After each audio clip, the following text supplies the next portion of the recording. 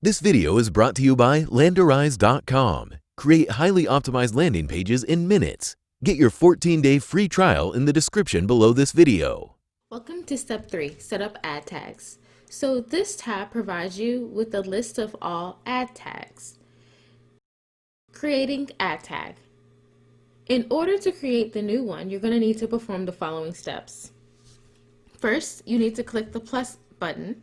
Second, you'll want to select the ad tag type.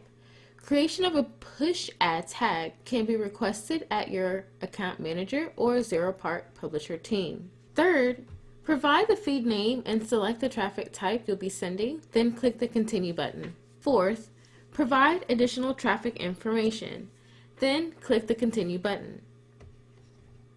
Fifth, provide your fallback URL, then click the continue button. And then last, verify your settings in the summary section, then select save.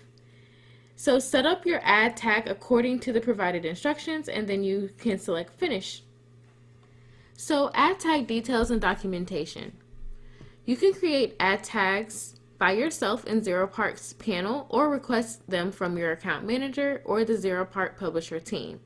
And the number of ad tags will be dependent on different traffic types, mainstream or adult visitors, vertical settings, or other justified reasons. So it is recommended to consult your account manager on the creation of new ad tags, as their approval is required. So some general guidelines are: mainstream and adult traffic needs to be separate, different traffic types should not be mixed, and traffic for clean offers only has to be separate. Alright, so here you can see available options with descriptions of parameters, and it is recommended to discuss the setup beforehand, as doing it right from the start will enable the best performance optimization possibilities.